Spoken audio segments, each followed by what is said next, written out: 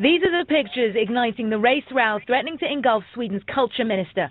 Lena Adelsohn Liljeroth is laughingly shown plunging a knife into a cake shaped like a stereotypical depiction of an African woman. The action was meant to mimic the female genital mutilation suffered by women across the African continent. The artist Makode Linde, who covered in dark makeup is the head of the cake, screams as the knife is plunged in. The minister, still laughing, feeds him from her fork. The artist says he's trying to make people feel uncomfortable, to question themselves about their reaction to these images. The obvious racism that we can see within like extreme right parties or neo-Nazis, it's very easy to point out and put your fingers at, and it's of course very scary. But the kind of racism that I face on a more regular basis is much more subtle and harder to point out exactly where it comes from. So I think by facing them or facing myself even with this image, I can sort of trigger an awareness within myself or within the viewer, I hope. I think it's very important to raise questions about racial identity or racial identities, rather, and to talk about. The piece has certainly got people talking. Across social media sites, the pictures have inspired outrage and accusations of racism against both Linde and the minister. The Afro-Swedish Society has now called for the minister's resignation, saying she should have been more responsible. This is not an isolated event. This is a series of events or episodes which have been degrading, discriminating, and demonizing black people. In that term, we welcome the attention that it's getting, so we can finally speak about the problems that actually exist and the reaction or the lack of reaction from the culture minister. We welcome this debate and discussion because it proves to us that Sweden is really. Imagine doing this in America. Imagine doing this in a U.S. context. If I couldn't. In a statement published in the Swedish press, Liljeroth apologized for the controversy over her actions, but defended the artwork itself, saying the actual intent of the piece and Makode Linde's artistry is to challenge the traditional image of racism, abuse and oppression through provocation. It's perfectly obvious that my role as minister differs from that of the artist.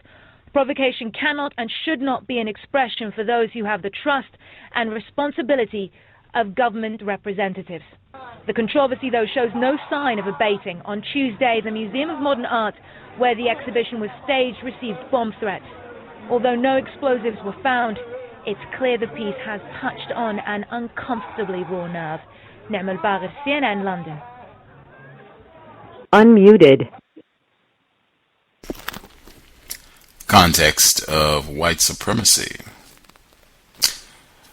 Justice Gusty Renegade in for another broadcast, hopefully to share constructive information on the system of racism, white supremacy. Today's date is Monday, May 21st, 2012. So I have been told. We will be back doing double duty today. We'll be back in about a little less than 5 hours. Pam will be joining us. We'll be discussing anti-blackness, which is related to our current program. But that'll be in a little less than 5 hours, 8 p.m. Eastern, 5 p.m. Pacific. Tune back in if you think it would be a constructive investment of your Monday evening. The sound clip that you heard, we spent a significant amount of time addressing that earlier this year. The incident with the cake depicting a black female undergoing female genital mutilation.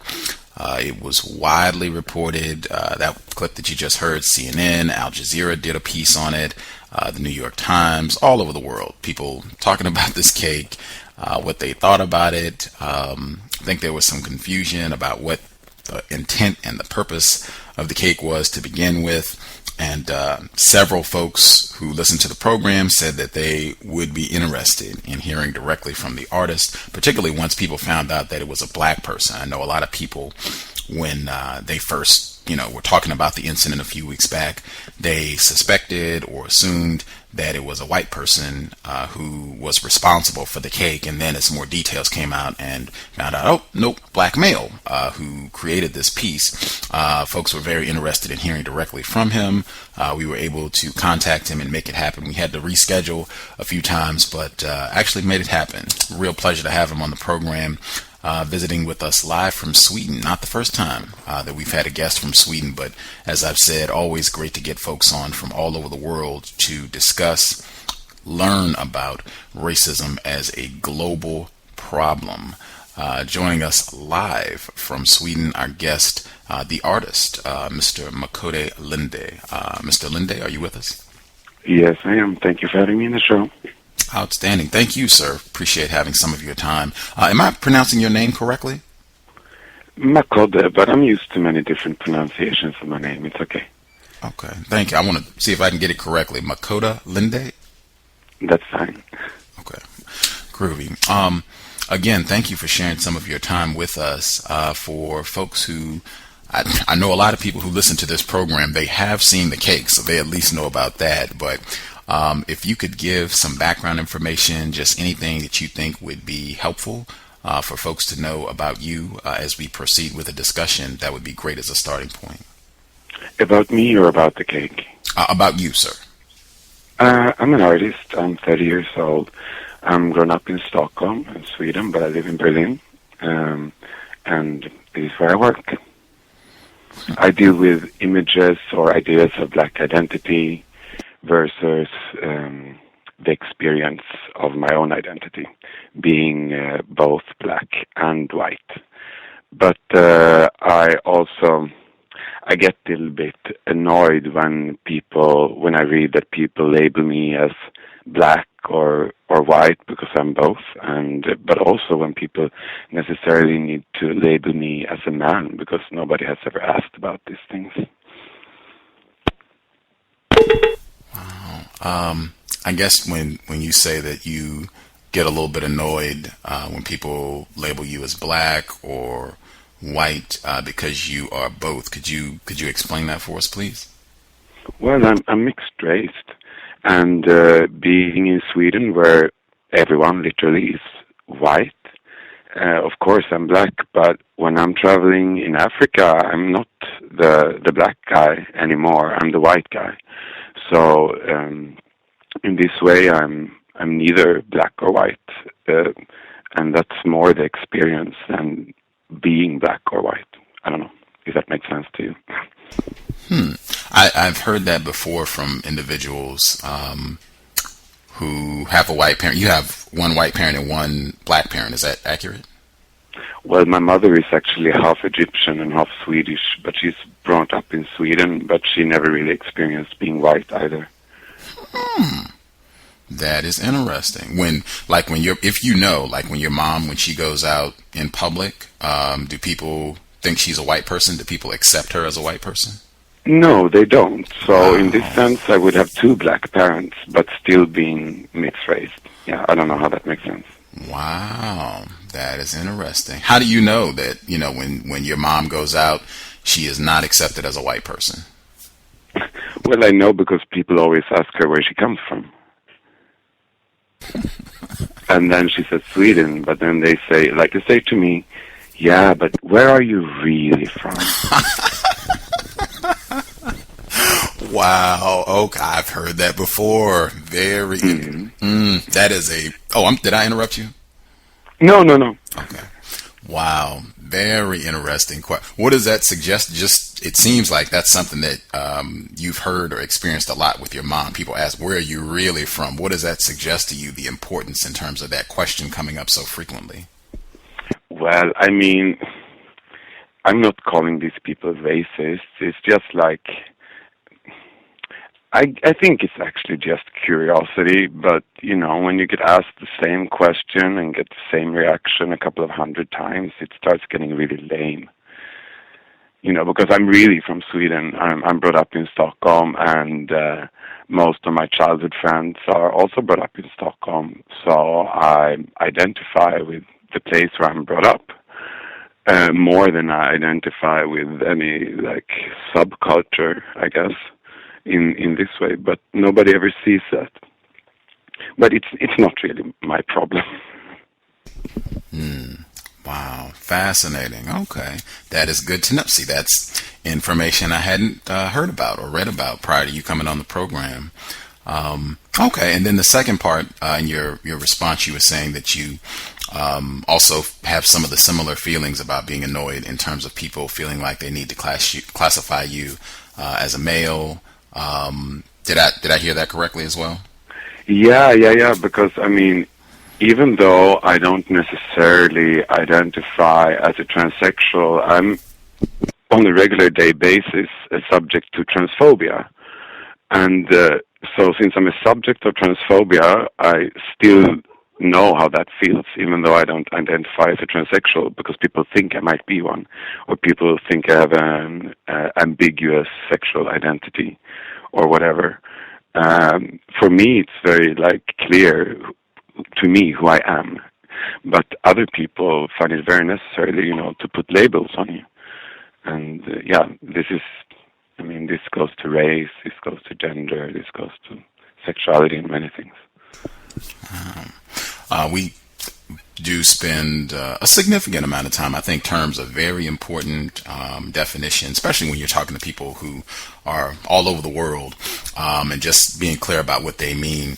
You said you don't necessarily go around telling folks that you're a transsexual. Is that something? No, I say that I'm not a transsexual. I don't identify as a transsexual, but I'm still a subject of transphobia, because people might think that I'm a transsexual if they see me on the street. And I had to run from people, who tried to beat me up. Wow. And this is not because I'm black. This is because they think I'm a tranny. And I'm gay, and I'm in the gay scene, or queer, or whatever. But I don't find these labels so necessary to talk about myself. They're useful if you're going to talk about a certain minority or, about the common problem. But if you talk about, your individual personality, I don't know really how useful these terms are. Wow. Fascinating. Why do you think some people, not all, why do you think some people have attempted to attack you or abuse you or assume that you were a transsexual?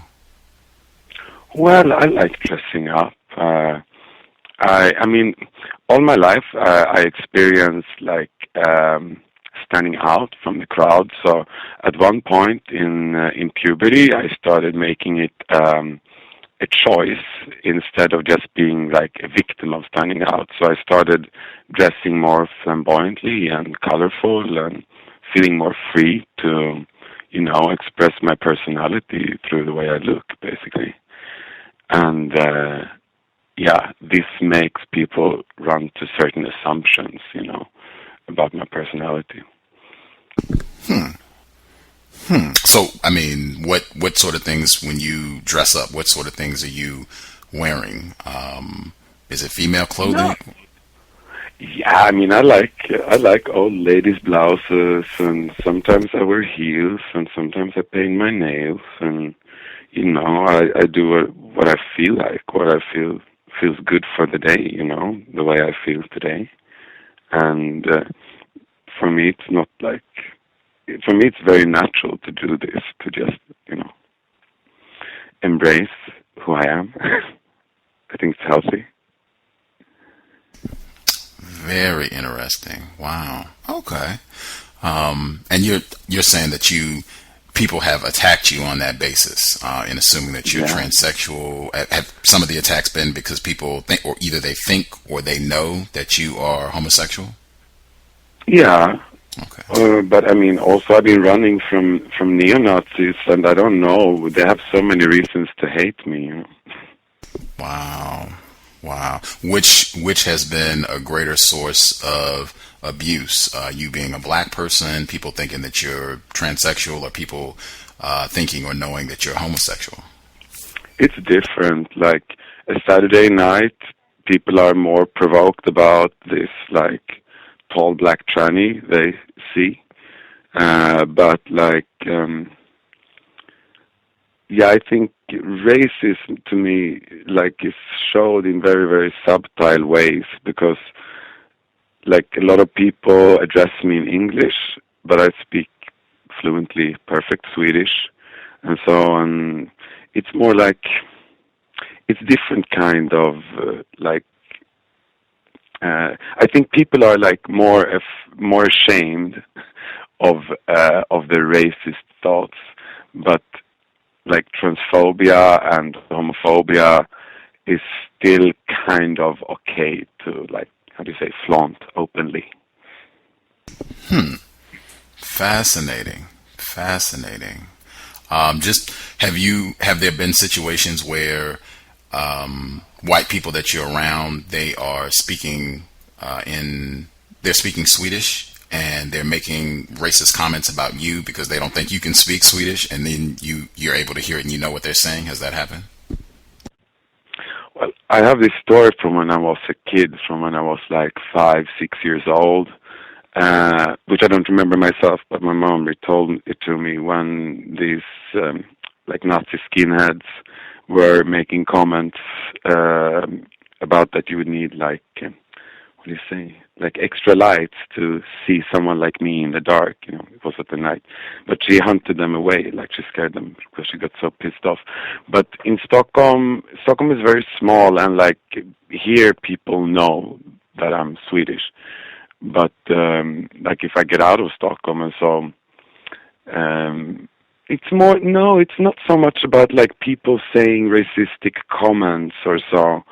I mean, maybe like people could speak about me not thinking that I know Swedish, but I think people are better at hiding their racism than like saying things openly like that. At least here. Remarkable. Context of White Supremacy.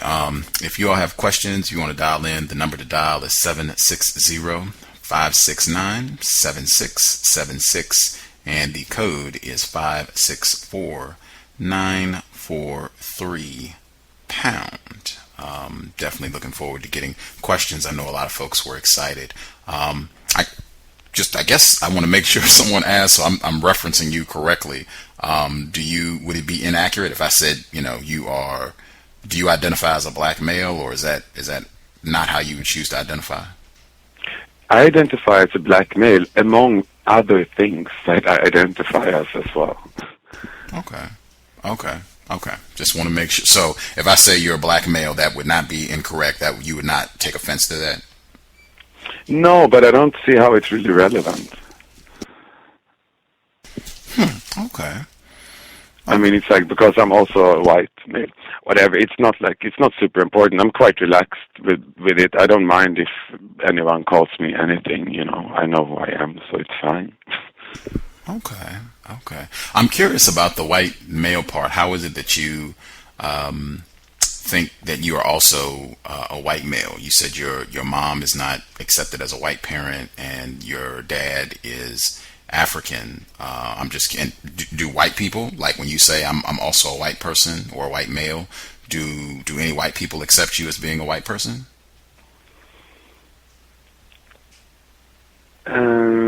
No. It's usually black people who think that I'm a white person. White people think I'm black. Okay.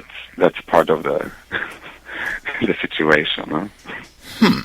Is it just black people, like when you go to the continent of Africa? Is it just black people there that think you're a white person, or does that happen anywhere else? Oh, that's actually true. I mean, in the States or in the UK, black people think I'm black. So, yeah. So it's mostly in Africa, in the parts of Africa where I've been, that I'm considered to be a whitey, or even more like a European, but yeah, white. Okay. Fascinating. But I don't see any problem with one person having like all these different features within themselves, that it can be both black and white and male and female, or a blend of these things, without being schizophrenic. Wow. Again, our guest, Makode Linde, joining us live from Sweden. Wow, lots of information. Before we get some more questions, I know I've heard different interviews and read where you talk about what motivated some of your artwork, which deals explicitly with racism. Some of your experiences growing up in Sweden, you touched on a few already. Before we get to that, this program, Context of White Supremacy, I have unfortunately concluded that the entire planet is dominated by a system of racism, white supremacy. I use those two terms, racism and white supremacy. I use them as synonyms. I have the same definition for both terms. The definition that I use for both terms is as follows: a global system of people who classify themselves as white and are dedicated to abusing and or subjugating everyone in the known universe whom they classify as not white. Do you believe that such a system exists, and do you believe that is an accurate definition? Well, when you say it like that, it sounds a little bit conspiratory, like some Illuminati organization. I don't think white people are like all evil, or what are you saying? On purposely trying to oppress or anything like that. I mean, of course, there are people who do that, but I don't know. For me, it's more on the ground level. You meet somebody in the supermarket and they have a strange attitude, and you wonder why. Is it because of my hair? Is it because of my skin? Are they just having a bad day? Like white supremacists, I'm sure we have them in Sweden too, but it's so far away from like my reality that I know.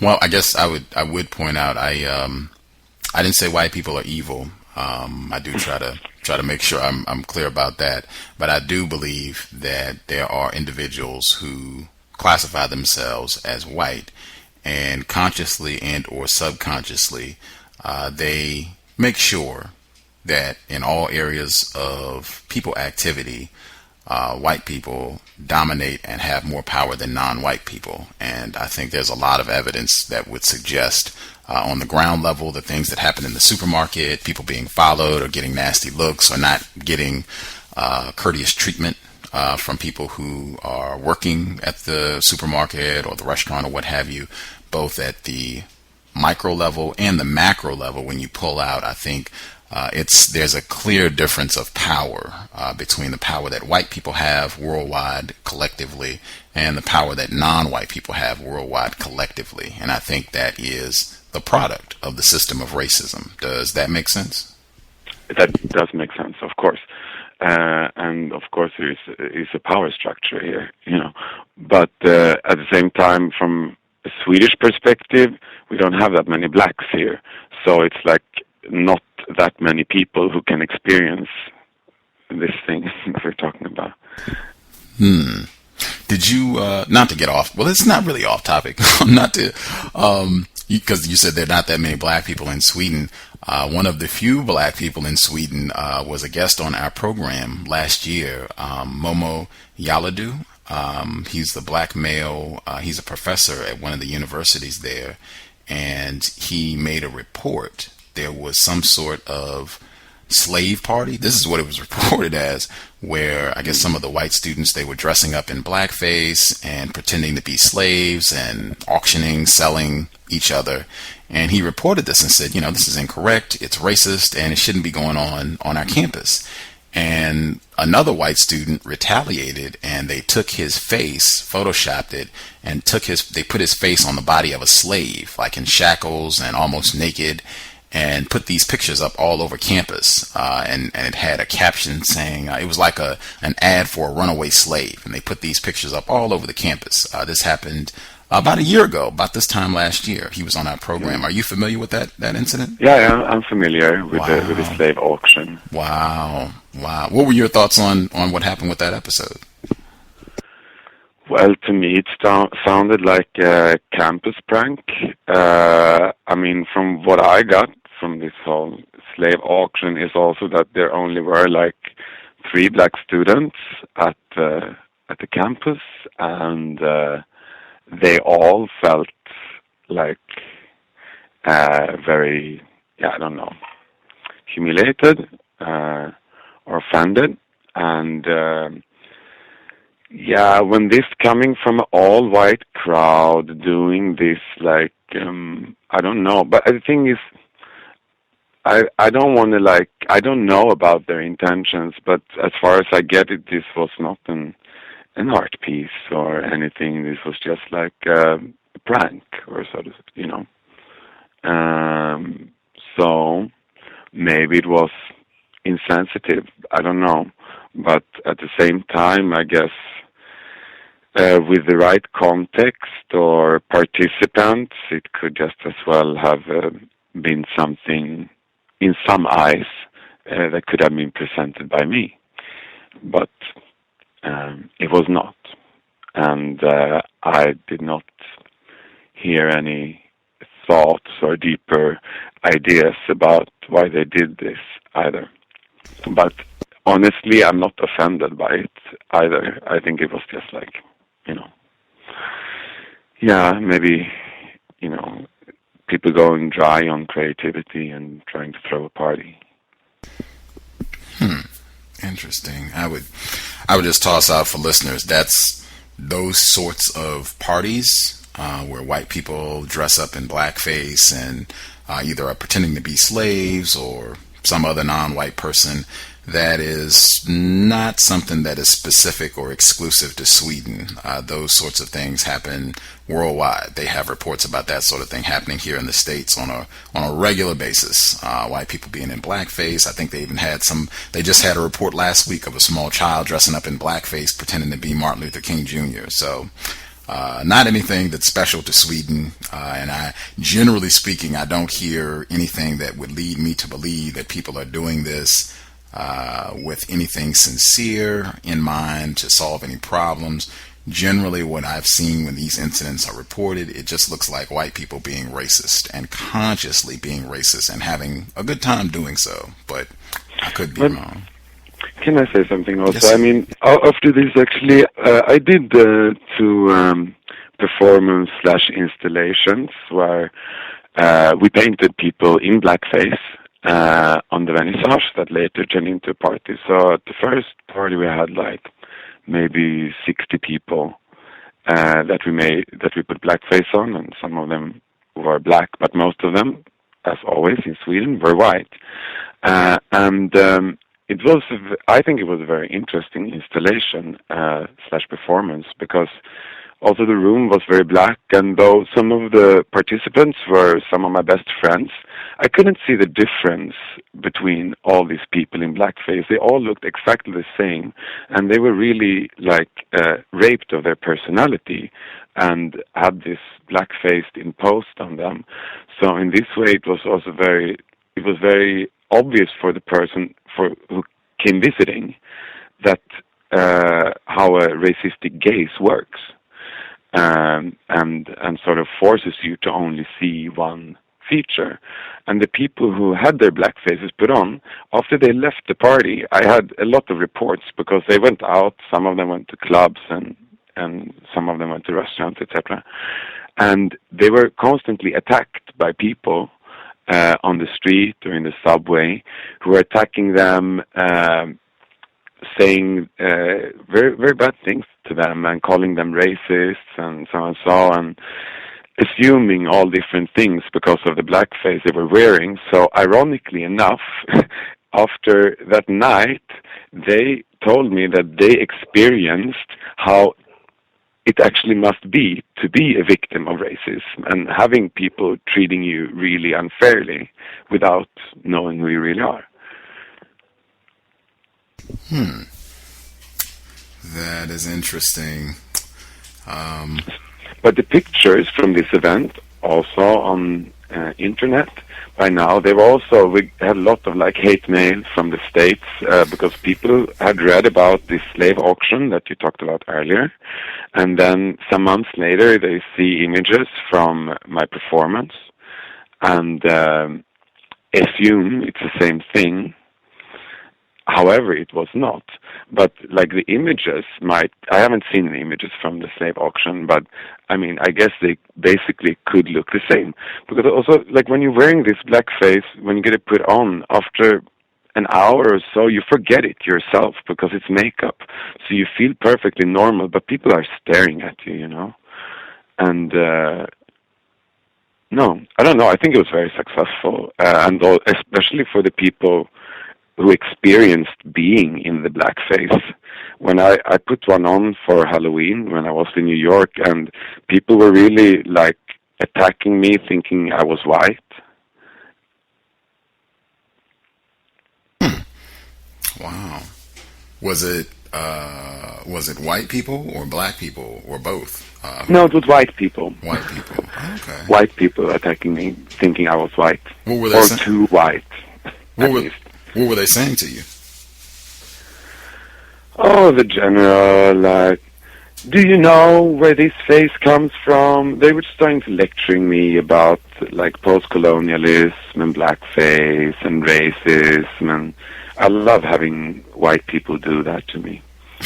And, yeah, you know, and then they started, like, checking on my belly if I was really black, and since it was like in a nightclub, it was a little bit too hard for them, so they came to the conclusion that I was at least not black enough to put on a blackface. Whatever that means. Wow. That is fascinating. I guess I can only say I think 99.9999% of the time when white people are getting in these blackface costumes, again, I have not seen any artistic intent behind it.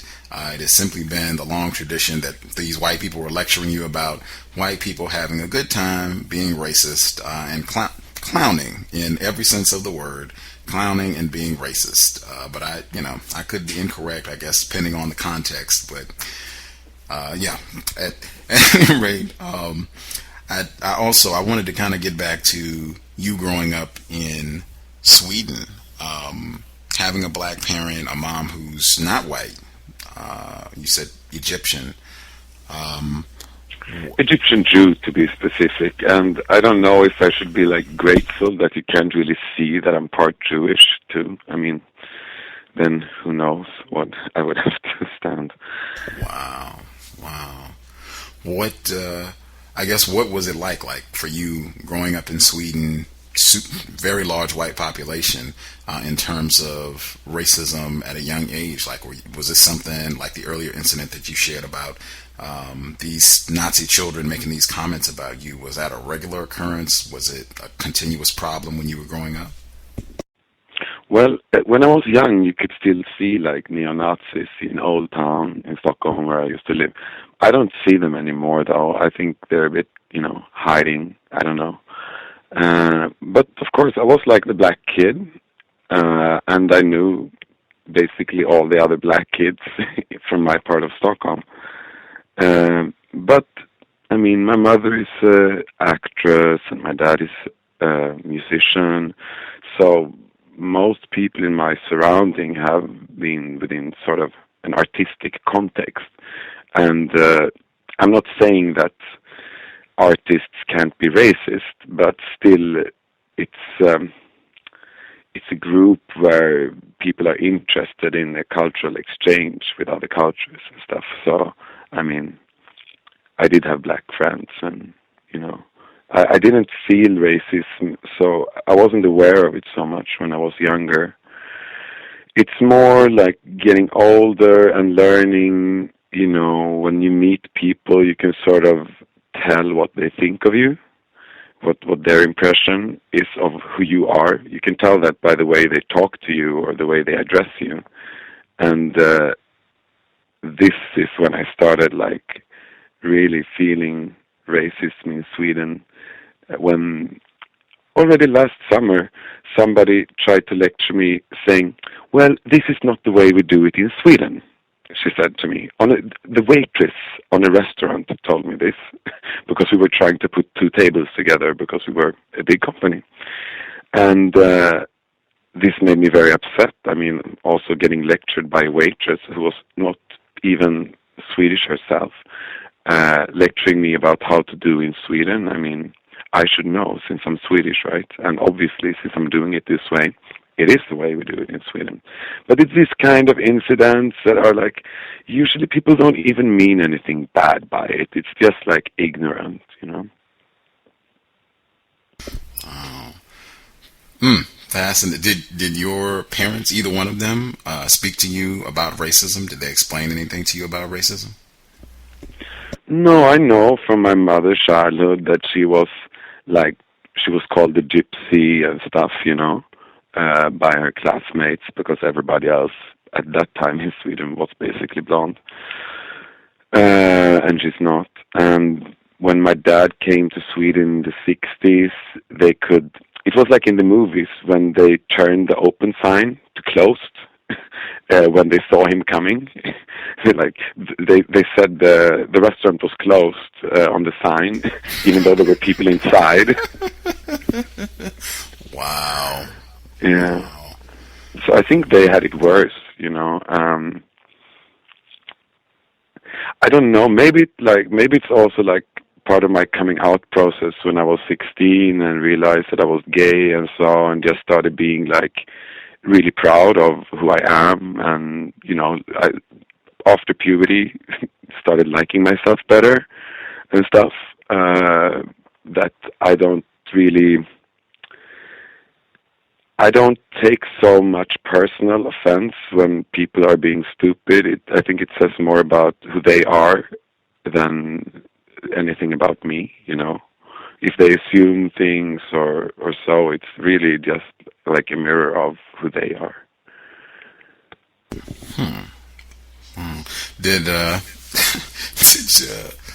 Did your dad, like, given those experiences, did he give you any suggestions for how to deal with racism or things, you know, that would help you now? No, but he's like a super homophobic himself, so he's not the one to talk. I mean, I'm sorry. I don't have any contact with my dad because he's like, that's also weird, you know, being a victim of racism and still being able to be a homophobic. To me, that's super ironic and doesn't make sense. It's like contradictional. I thought, you know, I would expect somebody belonging to a minority to be sort of open-minded and not try to kick down, or you say like kick on the ones they say are like worth less than them. Then they haven't learned anything from being victims of oppression themselves. At what point did you discontinue having contact with your father? No, I never had much contact, but I never had much interest either. Wow. I think it's mutual also. Wow. Even when you were younger, like before, you know, you were, or at least concluded publicly, were open about being homosexual, even when you were small, you didn't have any contact? No, I didn't. My mom and dad separated when I was 2. Wow, that's tough. No, absolutely not. I have a really great mom. I never missed anything in my life. I feel totally content with like the family that my mother provided, and so it's like, I don't know. I think maybe it's also just a lot more common here in Sweden that like most of my friends have divorced parents too. Interesting. Okay. How do you, if you don't have any contact with your father, how do you know that he is quote unquote homophobic? I have siblings, I have 5 siblings. Okay. Yeah, they have contact with him, so I get the stories.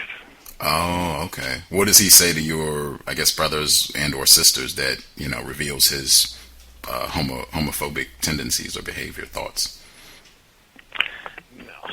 It's like, I don't know, actually the first thing he said about that, I think I interpreted it as something positive. But later when I found out that it actually is a homophobia, well, the thing he said was, anyway, my sister outed me and said, yeah, I think Makode is gay. And then he said, well, some people even love dogs. I thought, when I heard about that, I thought it was something quite funny and relaxed said. But then later I heard about him being in some gay bashing in the 80s and, not so funny stories. And that totally pissed me off, of course. So, I mean, yeah, but enough about my father. Right on. Okay. So growing up, you talked about it, some of the difficulties that you saw, and you've also, I think, said that it was more explicit, like when you were younger, when you were a child, you would see like skinheads, neo-Nazis, you would see them visibly on the streets and what have you, but as you've gotten older, that it has become racism, it has become more refined, more subtle, where it won't be necessarily a white person with a swastika t-shirt, that sort of thing. With regards to it being more subtle, what are the ways that racism operates now that you observe? Well, I mean, sometimes when I pick up guys, I hear that they're not into black guys. And this can come from black guys. Wow. How about that? Wow. It's tragic, but as I said, that program later today on anti-blackness, it is tragic, but I can't say it's that much of a surprise. I hear that in the States as well, where black people, even black people that are not quote unquote homosexual, will say, "Hey, I'm not into black females," or black females say, "Hey, I'm not into black males." So if not even black people can like black people, how do they expect white people to like them? Wow. Okay, so I guess that's one of the subtle. Well, I guess that's not, to me, that's not so subtle. That seems pretty direct. Yeah. It was just like the direct association I came to think of, when you asked. Yeah, but also it's a good example because it shows black people being racist too. How are the black people being racist? Well, right now, after this cake thing, a lot of people have been attacking me on internet. First of all, saying that I'm ashamed for the black race and stuff like that, but also saying that this kind of like person is what you get when you mix black and white. Somebody who's totally not in touch with his African roots. Neither has contact with his white or black side, blah, blah, blah, blah, blah, blah, blah, blah, blah. So it's basically black supremacists attacking me for being a mixed race. This is something I didn't know existed like a year ago. I mean, I knew there were some black supremacists, but I thought they were just like, not real, that they were just like something that existed in theory. Do you think, given what I was saying at the beginning of the program, and given my definition of racism, white supremacy, being a global system, and white people collectively having more power and working to make sure that remains to be the case, that white people have more power than the non-white people worldwide, do you think that black people, when they make those sort of statements, are responding to being mistreated on the basis of racism, white supremacy? I'm not sure I got your question completely right, but if it's like Valerie Solana's Scum Manifest, I would like classify it as, a statement or like an artistic statement or whatever. But these are black basically, from what I read from their walls, want to kill all white people. And yeah, that's not nice. I don't like that. I'm white too. I'll try to be clear. See, and you can let me know if this is clear, if you understand what I'm saying. With the black people who, I guess, make comments either that they are angry with you and saying that you don't identify with being black, that you're trying to be white, that you're not in touch with black people or your black side, whatever that means, or black people who are posting just that they're angry about white people. They want to kill white people, or that they're angry with the way that they have been treated by white people. You're saying that that's racist. And I'm saying, do you think it's possible that that is a reflection of the fact that these are black people who have been mistreated by racist white people and are angry about that? Of course. Okay. So of course, but you can't, even if you're angry because you've been mistreated by white people, that doesn't make all white people racist. Okay. Not saying that all white people are racist, but if there is a system of racism, white supremacy, and as you've been saying, the racism is not so explicit. You don't necessarily have white people, all the people that are racist, you don't necessarily have them coming out and being clear about that anymore. It is much more subtle. It's much more difficult to tell. It can certainly generate an environment where a black person, a victim of racism, I could see where they could easily become angry, confused, suspicious of all white people, because it can be very difficult to tell which white people are racist and which white people are not racist. Does that make sense? Yeah, of course. Okay. But I think, these are important questions. We need to think a lot about them and not get stuck at a very, superficial or shallow thought like that. That's why we have this program. I do think it's very important to think seriously about these issues. I've been saying repeatedly for listeners, asking rhetorically, we should be thinking about what does it mean to be a white person. We should be thinking about that and trying to come to a clear understanding and thinking about studying seriously racism, white supremacy, and trying to get a better grasp on that. And from a global perspective, I do think one thing I'll point out before we get on, and I definitely want to address the cake as well. I have concluded it seems to be globally a major racist strategy to suggest that black people are racist, or that non-white people, period, are racist, are capable of being racist, and I just don't think that that's true. We had a white person on the program yesterday from New Zealand, and this very topic came up. White people in New Zealand accusing a Maori person of being a racist, a non-white person, indigenous population in New Zealand. And the white person, it took some work, but eventually they acknowledged. I think you knew this from the very beginning. Non-white people are not capable of being racist. Non-white people don't have the power to go around and say, okay, we're going to get together, the handful of black people in Sweden, we're going to get together and we're going to keep resources from these white people. We're going to block them from getting housing. We're going to block them from getting loans.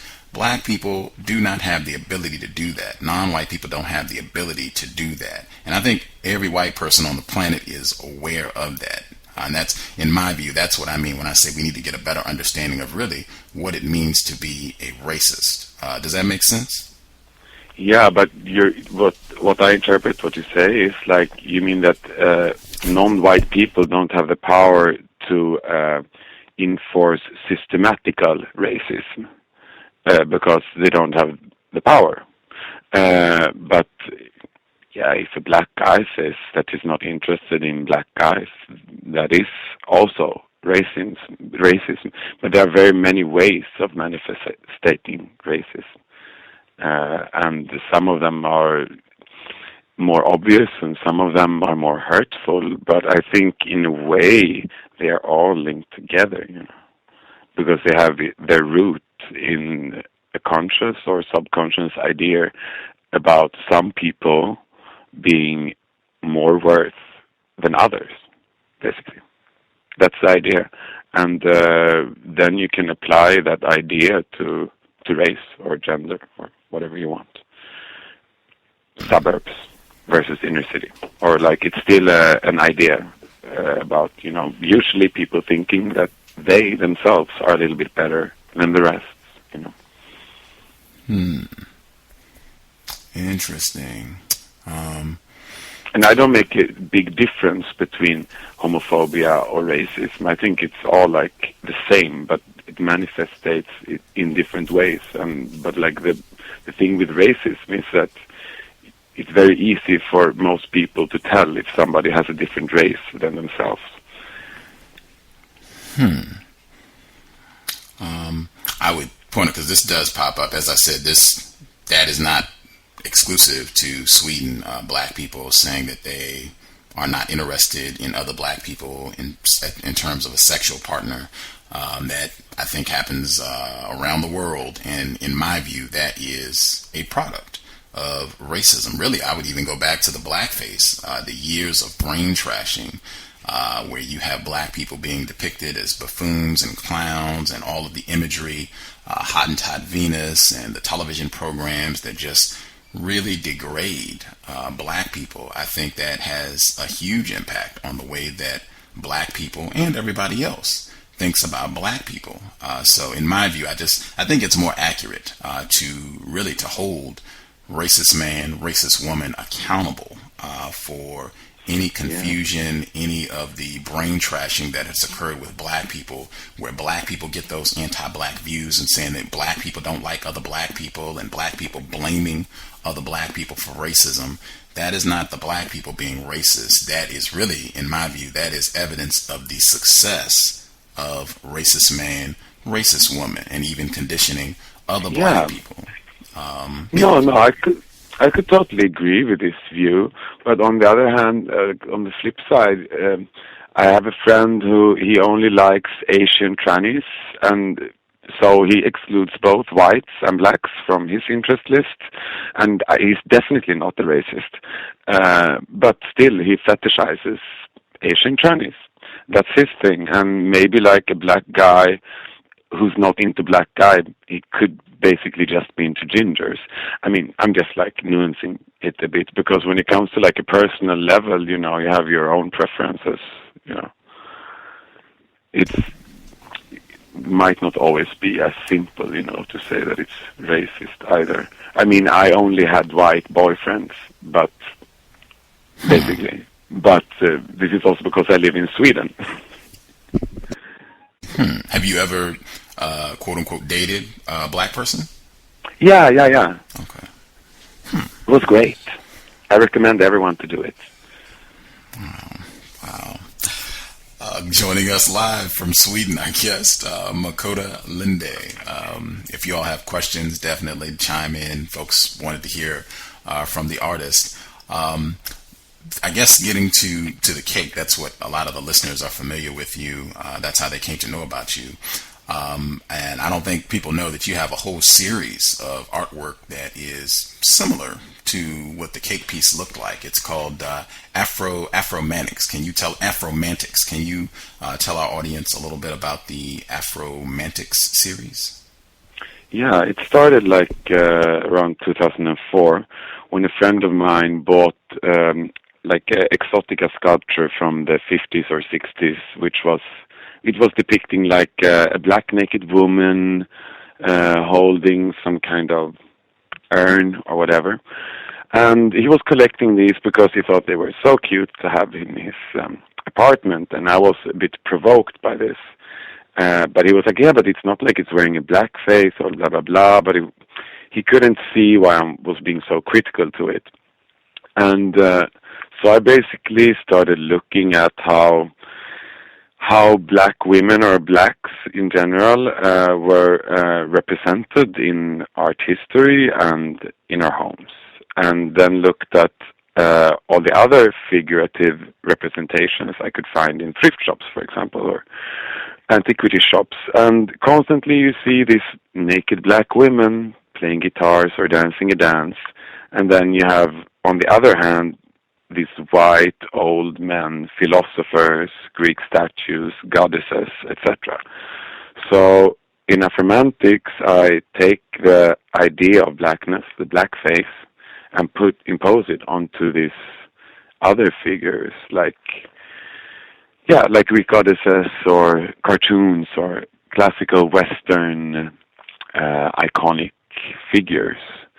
And then I put them in a group. So when you see them in a group, it's very hard to see who's Jesus or who's Donald Duck, because they all look the same in the group because they're wearing this blackface.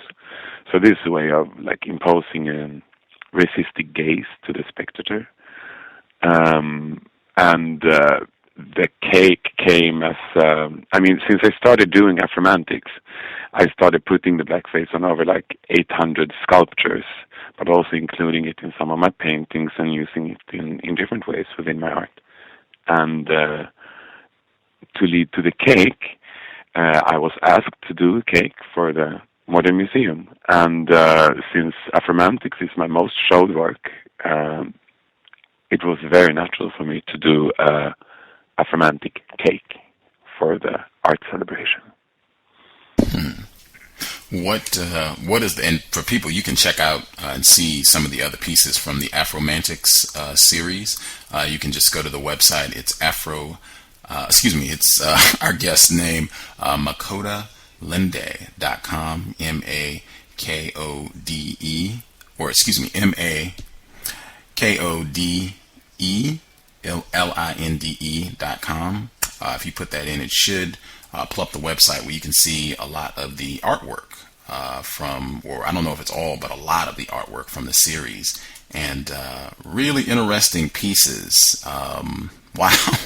Like MakodeLinde.com.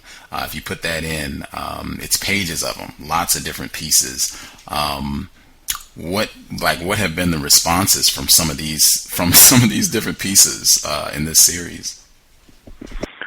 It's been many different responses, but I mostly had very positive responses, or I only had positive responses actually until this spring when the cake went viral. But one of the more funny or interesting responses was from an artist colleague who said, "Well, actually I think your art might have been even more interesting if you were white." That is interesting. Wow. Yeah, but also quite a symptomatical approach, one could say also. Yeah. Wow. But I try to of course I do it's not like I just sit and make up things and have no idea about the symbols I'm playing with. But I can't foresee millions and millions of individual reactions. That's impossible. I'm looking at one of the pieces on the website. Again, it's MakodeLinde.com, MakodeLinde.com.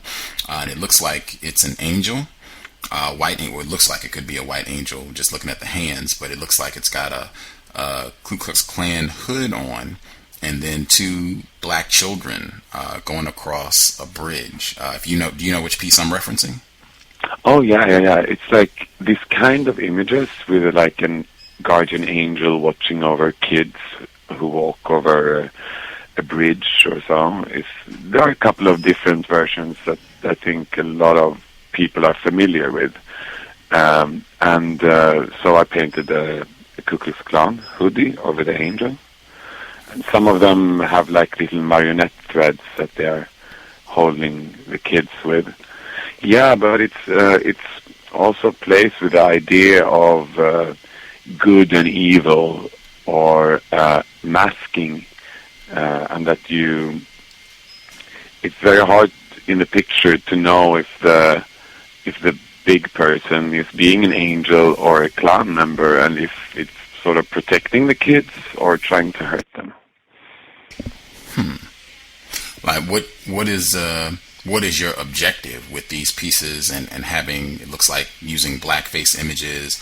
What is your objective with the Afromantic series? How do you mean objective? What are you trying to accomplish? What do you hope will happen as a result of this artwork? Oh,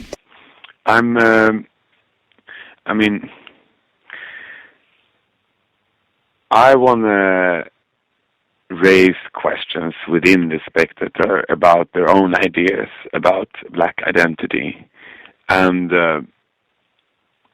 just the idea of black identity as a singular is a bit disturbing to most black people, I guess. Because I guess there are as many black identities as there are black people. And, so therefore also I think this, like, using many of them is very effective. But, also, maybe some people don't find these questions interesting, and they find different entries to the piece. I hope you don't mind that I connect back to the cake as an excellent example of this, because for me the cake was just speaking about exactly the same things as Afromantics, but since it would be a cake, the form that the piece would be presented in, it would be cut up. So the mutilation entry to it was quite obvious to me that it would come as a mutilation entry, but also a cannibalism entry to the piece, if you want. But all these things, for me, are ideas that I connect with the idea of blackness or the idea of African identity, or so mass graves, cannibalism, mutilation, and genital mutilation.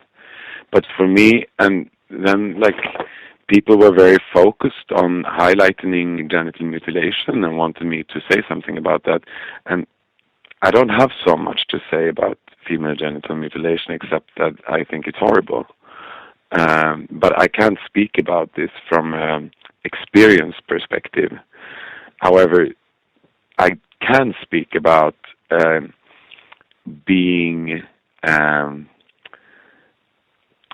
having like a black identity imposed on me.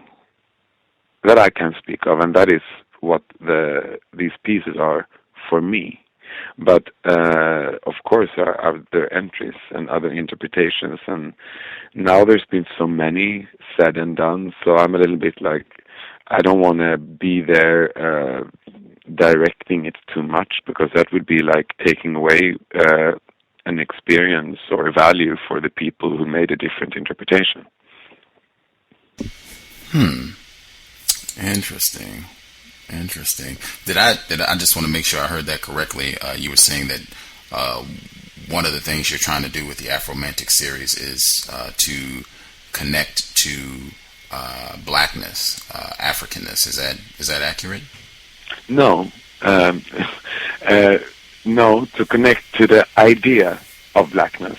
Okay. I mean, for me, this is a very, very, very, very big difference. It's like the cake is not depicting an African woman. It's depicting the idea of a black woman. It's depicting the prejudice. Not. You understand what I mean? Got it. Okay. It's reminding me of one of our previous guests, White on Black, and talking about the racist notion or the racist idea that some white people have about black people. And it seems like that's something that you're trying to get at in your artwork. Is that accurate? Yeah, like having a big penis and big feet and being good at basket, having rhythm in your blood, being an entertainer, being a good dancer, having AIDS, cutting up your own kind, eating them, savages. I can continue with the list, but these are all like ideas about the black man or about black identity or Africa, but for many people they have nothing to do with who they are as black individuals. I see. Okay, that makes sense. I guess with the cake, because I heard you say that a lot of people you think got confused about this because they didn't have proper context. Can you kind of walk us through how this came about? Like, did the folks at the art museum, did they contact you and say, hey, Mr. Linde, would you make this cake for us? We're trying to address female genital mutilation. Could you come up with something for us? Can you kind of walk us through how the whole cake came to be? Okay, so I was contacted by Pontus Raud, a curator from the Swedish artist organization, who were celebrating Art's birthday at the Stockholm Modern Museum of Contemporary Art. And they had invited 5 different artists to design the cakes, and I was one of them. So we had free hands to design whatever cake we wanted for whatever reason we wanted. One artist made a cancer cake, and another artist made a cake that reminded a lot of a swastika. So there were many cakes, and I think a lot of the artists chose to deal with sort of serious or dark matters or subjects to contrast the materiality of cake. Anyway, since I have been doing this blackface installations and everything, and this is before the cake, that was sort of my claim for fame. That was my most shown piece, etc. So that's why I chose to make a cake. But no, I was asked to make a cake, but that was why I chose to make it in blackface. However, what many people seem to have missed with the cake is that the shape of the cake is not Hottentot Venus. It reminds a bit, sure, but if you know your art history, you know that this is Venus von Willendorf, one of the oldest female depictions that we can find. So just like I did with the Afromantics, I take a classical Western symbol and dress it in blackface. And since this whole consumer thing, consuming of the piece was built into it was one of the premises for the piece to exist, that it would be cake, it would be cut up, and it would be consumed. That's why for me then, it felt really natural to choose a female body, since it is the most consumed body if I have to choose between male or female. Anyway, these are all like artistic choices that led me to do the cake the way I did it. But many people also don't seem to notice like her neck rings that are not African, they are Burmese, but still they contribute to this idea of blackness rather than real blackness. And I was a little bit concerned that the cake would just lay there on the table between the other cakes and that it would all be, you say, trivialized? So that's why I chose to also make it a performance and make my head part of the cake and oppose the cutting up of my body, so that you would have to take an active choice when you cut up the cake, and so you did. But also, and then there was this picture taken when a culture minister, Lena Adelsohn Liljeroth, cut into the cake. Before she started cutting, I didn't scream. I was laying perfectly still, and when she put the knife in my cake body, I started screaming and crying, as you can see on the video. And then she was very surprised, as was everyone at the art museum. Anyway, she followed through what she started. She cut up the cake, but after me crying for a couple of minutes, I think she felt bad about it and trying to just keep the show going. So she was trying to comfort me by offering me a piece of cake. And I did not plan or hire her to feed me cake, but once being in the situation, having the cultural minister trying to serve you a piece of your own cake genitals, of course I accepted it. And when I did, I started laughing myself because I didn't plan it. I had to go out of my performance role and just, okay, I accept a piece of cake. And it was also very bizarre, you know, getting fed by the minister and all these ladies and the crying. So once I gave on a laughter, also the cultural minister and the audience sort of laughed out of relief. Or that's my interpretation of their emotions. And that's when the famous picture was taken. Everybody's laughing, feeding the racist, misogynist cake his own genitals. So this picture went viral, and people would see the image as the artwork, which, I mean, I can say it's part of the artwork or a different artwork or whatever, but the picture of the artwork is the picture of the artwork, and the artwork is something else, or however you want to view it. And yeah, so people interpreted the picture as being a perfect metaphor for how black people, sorry, so I can sing it. My mom came in here with dinner.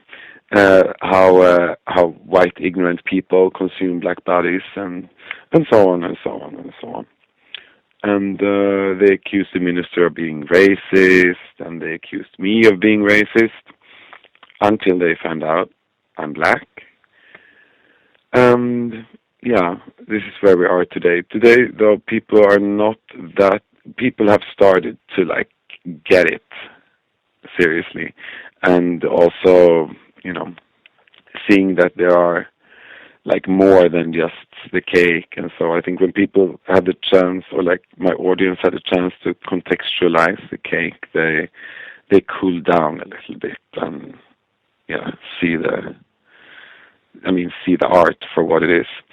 I'm really surprised though that art still can have an impact on society and be something people talk about, because like my clique of people, like art people and faggots in Stockholm, they are so blasé. They are not shocked by anything really.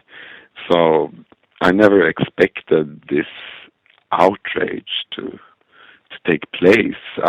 I was literally saying to a friend earlier the same day, yeah, they're not paying well, and there's probably just, going to be some old ladies there, but I guess it's going to be a picture that looks good in my CV.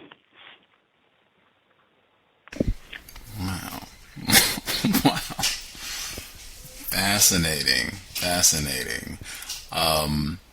I will say, the first time I saw it, I didn't have all the background information, even some of the details that you just shared with us, but it took a while from the time that I first saw the video and the photos from the event to getting more background information and finding out, the person who did this is black male, and, what he's saying this is supposed to be about. It took a while to get that. But even with that, I saw a lot of people who had all that information and they still didn't see any constructive value to this. They thought it was just further degrading of black people, and that it was justified, where people could say, well, no, it's not racist because there's a black guy. A black guy did it, so it couldn't be racist. And it gets the white people off the hook who were participating in consuming the cake, and this whole event gets them off the hook as well, because they're like, hey, we didn't do it, this black guy did it. And I saw a lot of folks online who still, given all the information that you shared about how this came together, they still didn't really see where this is anything constructive, even saying that it's about pointing attention to the incorrectness of female genital mutilation, and that's something that shouldn't be done. They just don't see where this is accomplishing anything worthwhile. What would you say to those critics?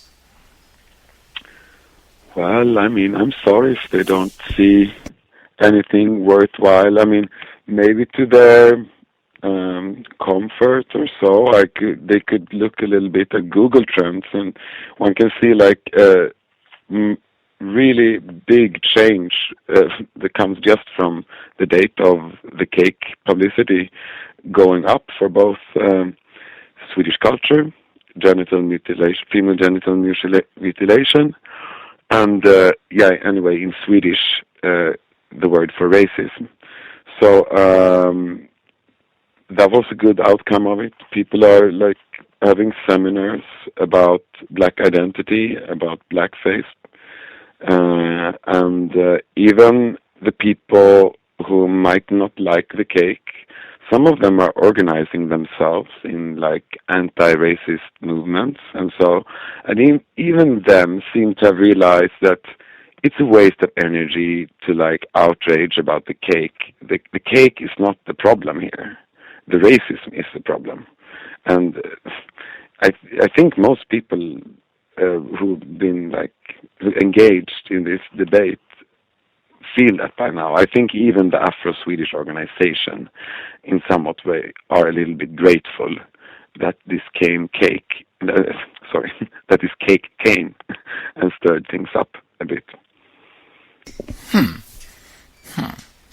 Interesting.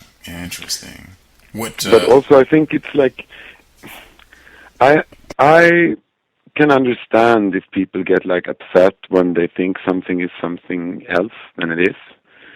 But at the same time, as I said before, I'm a little bit surprised that somebody can feel personally offended by an art piece. I mean, there are art pieces with swastikas or Hitler on and stuff like this, and of course it doesn't have to be racist or Nazistic because you use these symbols. You can use these symbols to talk about racism and or Nazism, and I think the blackface is an excellent symbol to symbolize racism.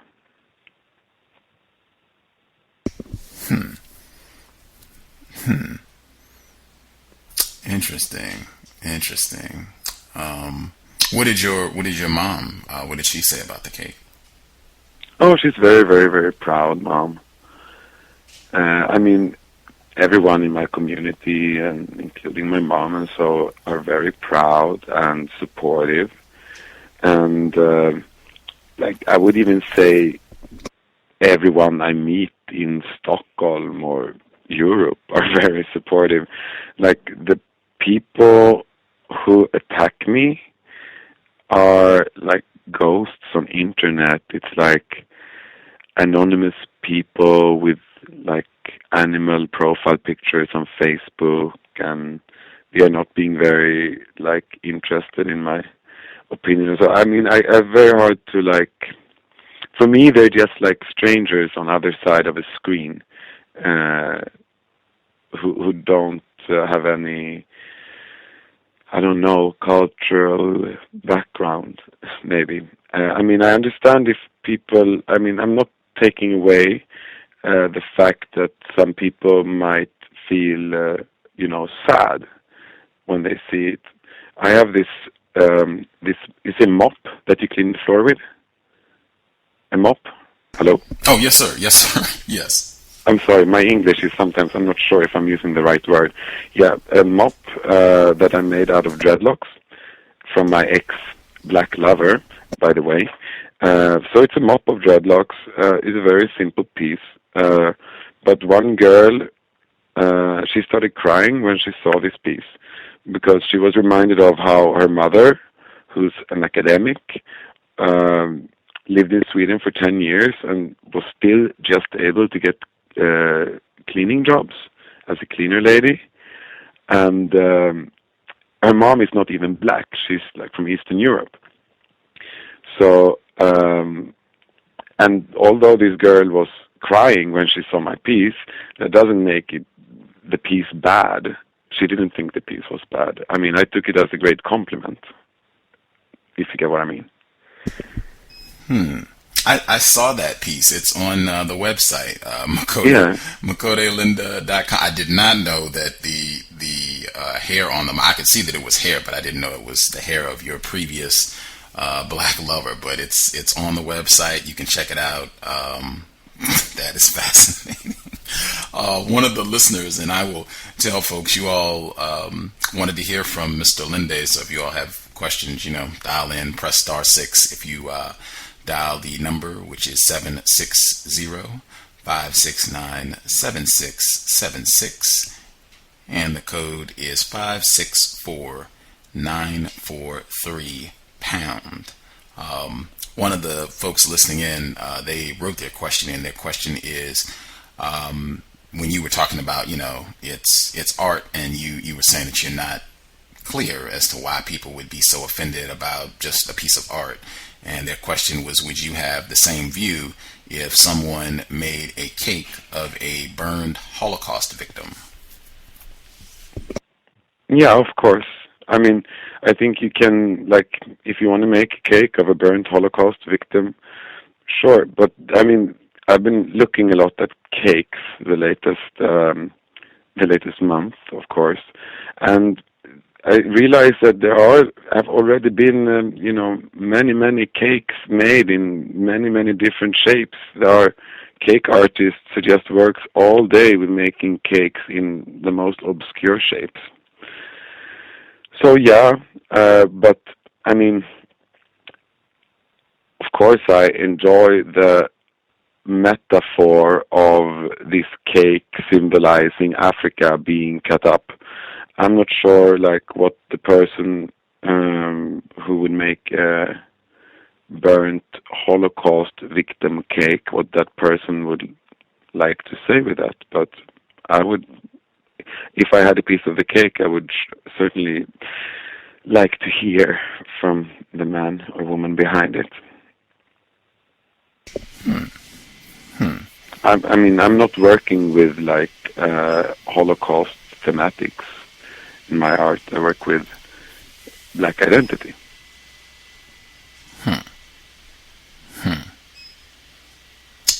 Okay. We'll see if that answered their question, or if they have any follow up. I think they might even be able to dial in, so they might be able to ask directly if that didn't clear things up, or if they want to follow up.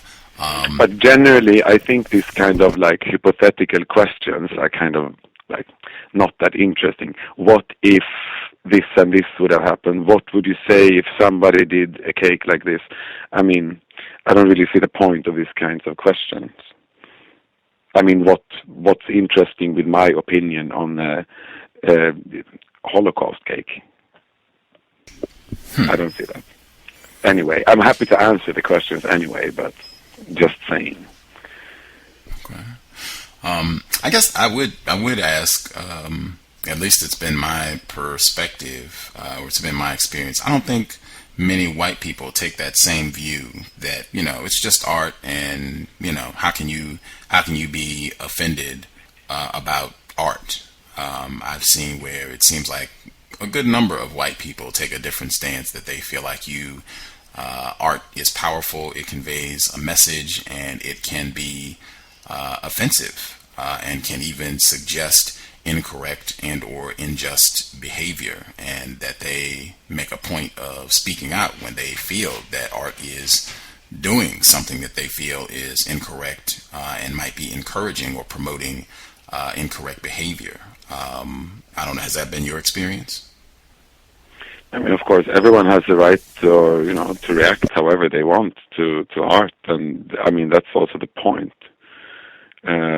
I'm just like, I'm in such a, what I was saying was that I'm in such a safe zone since I'm basically friends with artists, and they are never like, I've never seen an artist being provoked by an art piece. That was more what I was saying. But of course, I'm happy and proud if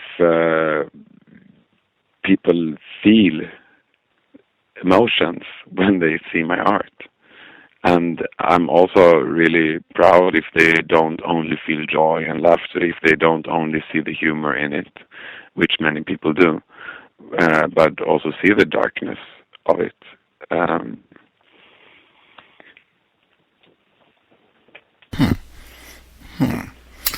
Interesting.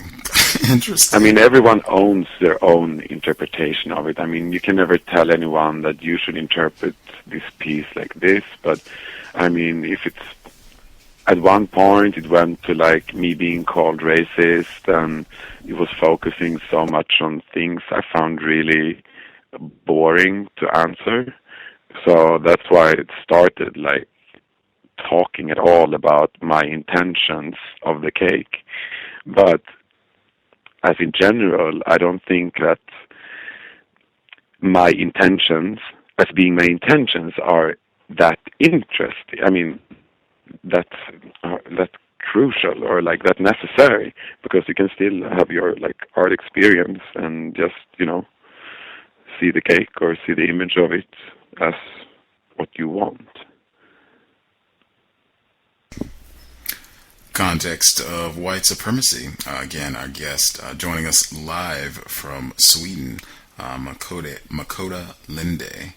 If you all have questions, again, you all wanted to hear from our guest directly, get more information about what happened with this incident with the cake and all that, and this was a black person who did the cake, and to kind of find out more about that. If you have questions, dial in. Running down on time in the program. If you all have questions, get your hand up. The number again, 760-569-7676, and the code is 564943 pound. What do you have coming up next? I know I suspect you are much more well known since the whole cake thing went viral. What piece is going to be coming out next? Well, fortunately enough, I had things planned also, like before the cake happened. So right now I'm working with Stockholm Stadsteatern City Theater. They're putting up Virginia Woolf's Orlando, which they asked me to compose the score for, and it's opening in November. I'm also making a music video for the Swedish group Nicky and the Dove. Who it's going to be ready in a couple of weeks. And except for that, I'm also doing an exhibition in about a month.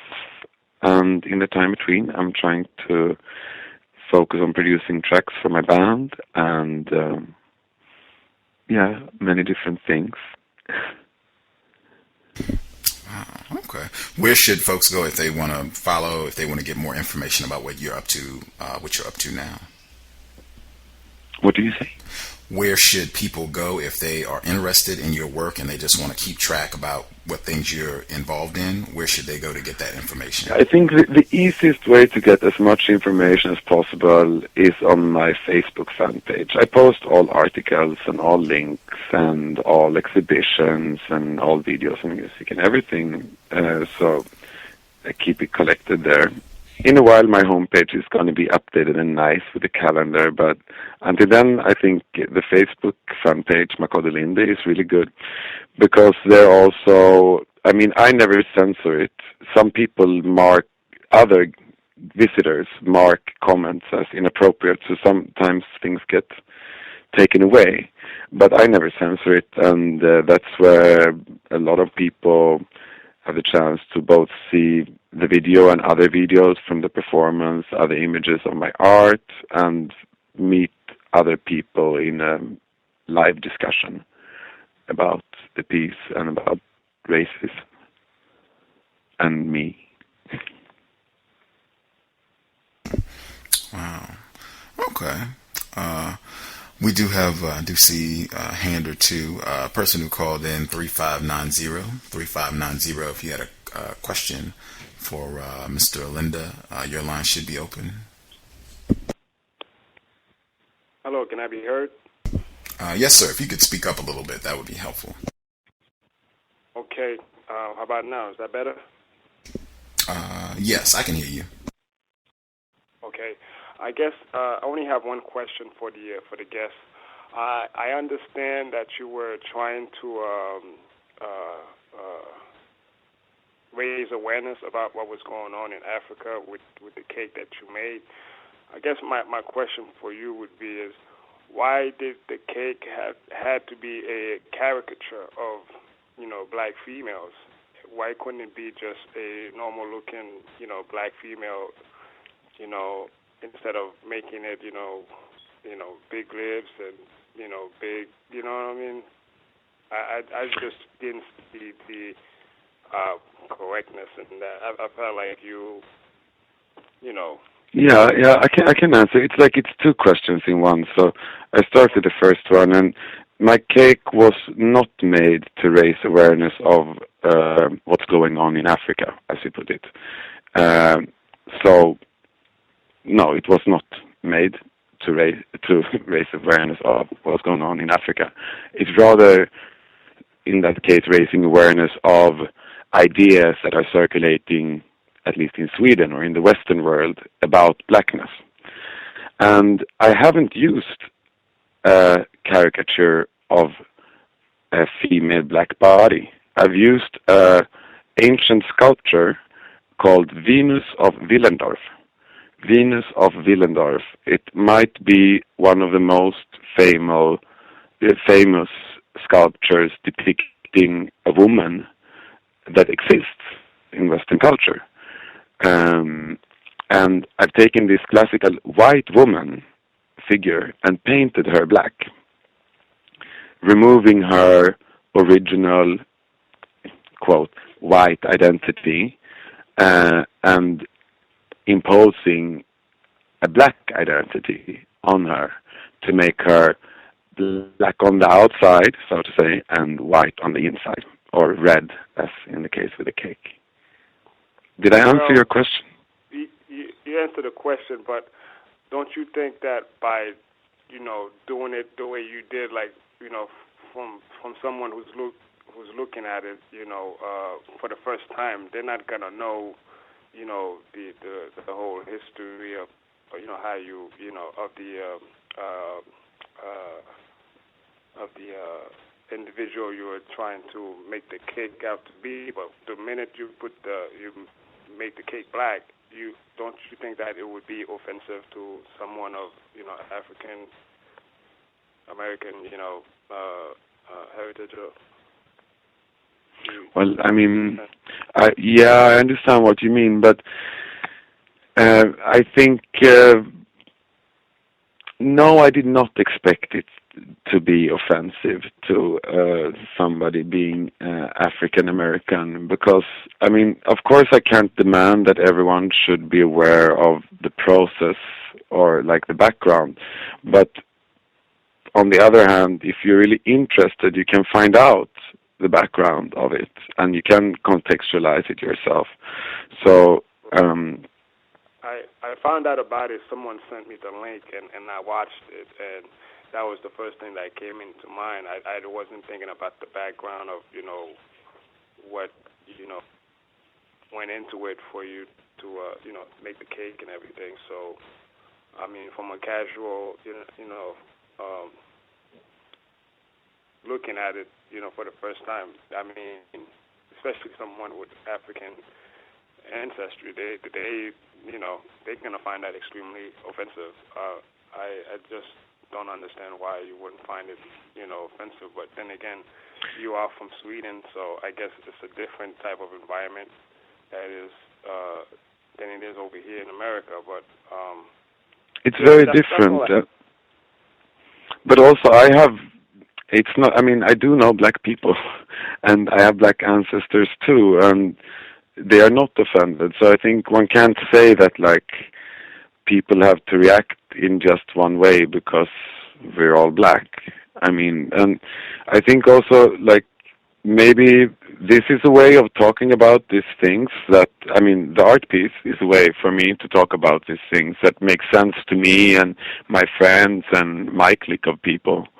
And maybe my ancestors would have a different experience and a different way to talk about these issues that make sense to them, but not to me. So I think like we need to find many different ways of attacking this subject in ways that appeal to different kind of people with different kind of experiences. And then all the expressions can't fit everyone. I just want to thank you for coming on the show, and I will mute myself. And that's pretty much it. Thank you for answering my question, Mr. Thank you for asking your questions. No problem. Thank you for dialing in, sir. Check, see if anybody else has questions. I know one of the people on the line you'd already touched on. You do have siblings. I guess brothers, sisters, both. Yeah, both. Okay. Wow. Were any of your family members present for the actual slicing up of the cake and all? No, I was really sad. Nobody I know came. I mean, I have 4,000 Facebook friends, but none of them came to my performance, which made me a little bit sad because I wish they would have seen it. And that's why I posted it on Facebook later, the images.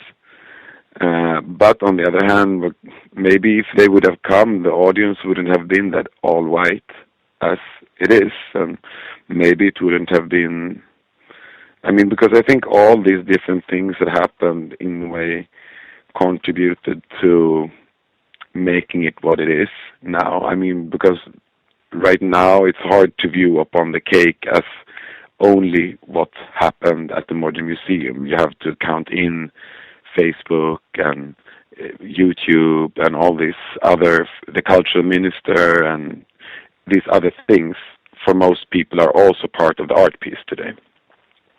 The bomb threat. Yeah, what? I said the bomb threat.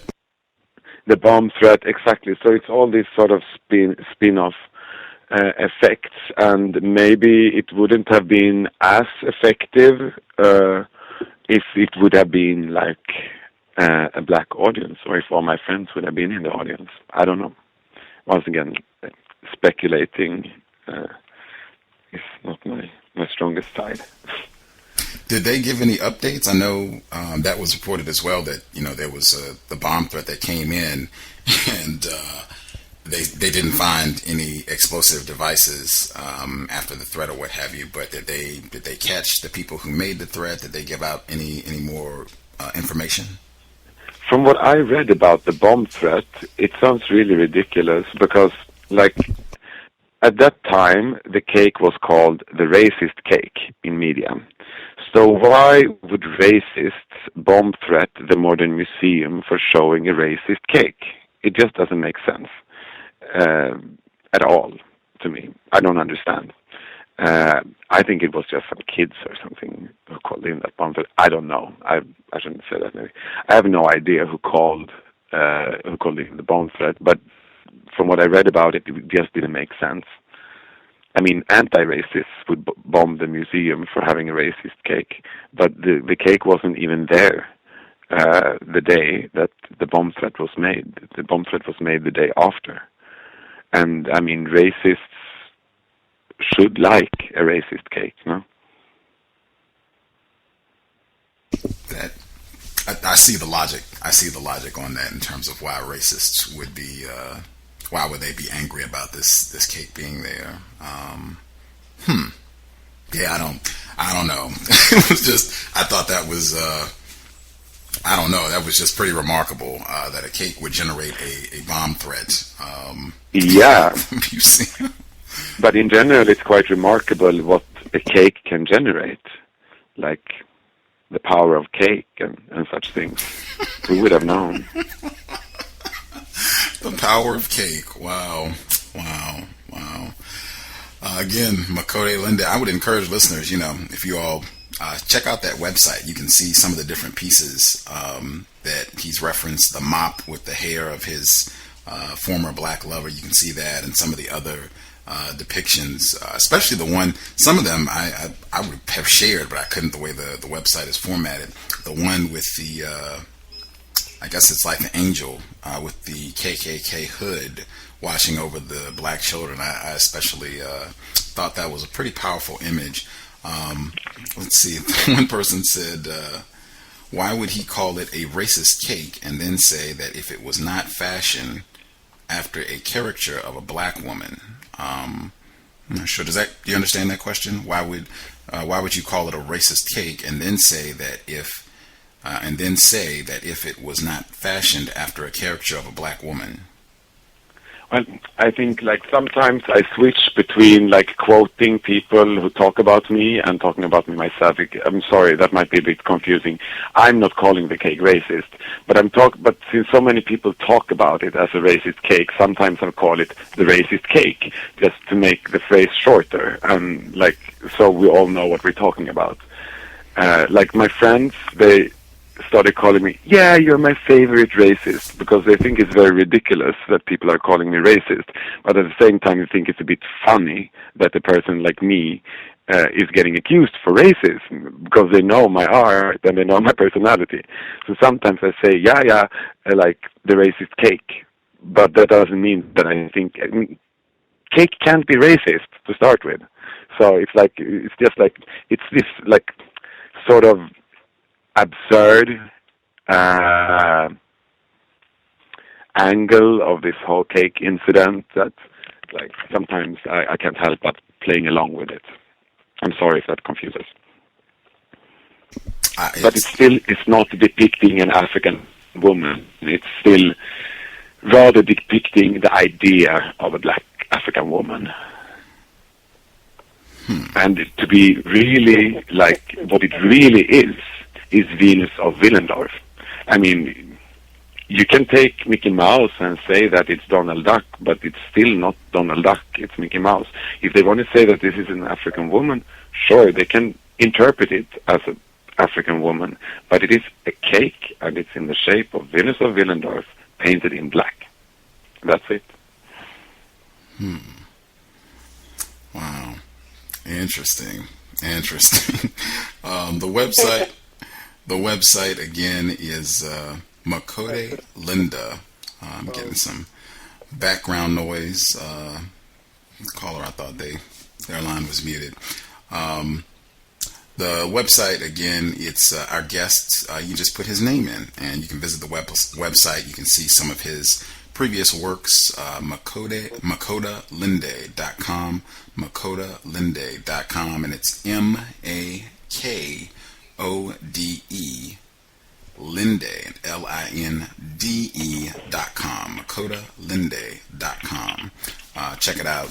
Interesting art pieces.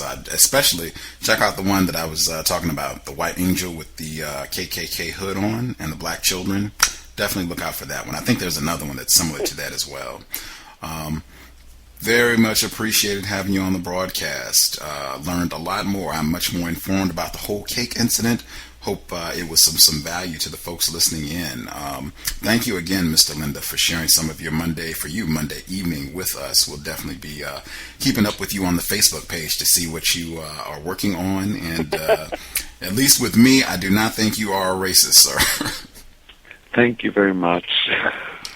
For sure. Thank you for having me on the show. And I hope some of your listeners get some clarity to what subjects interest me.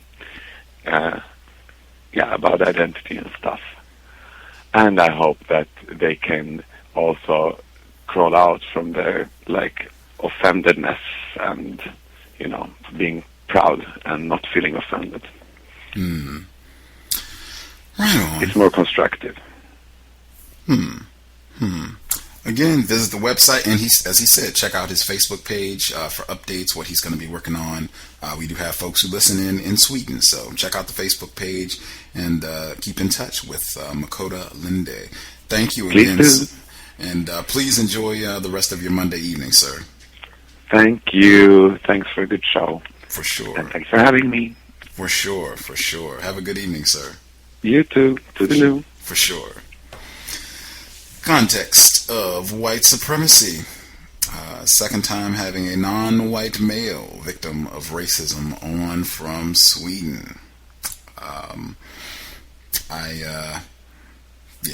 We'll be back for our program later this evening. Pam will be on 8 p.m. Eastern, 5 p.m. Pacific. She'll be joining us live. We'll be discussing anti-blackness, very much related to what came up during this broadcast, talking about black people, worldwide phenomenon of black people worldwide not wanting to be in sexual relationships with other black people. It's anti-blackness. That is unfortunately what the entire planet has been contaminated with. Shouldn't be that surprising, shouldn't be that shocking. Looking forward to having a bit more. Looking forward to having a bit more information about that later on in the day.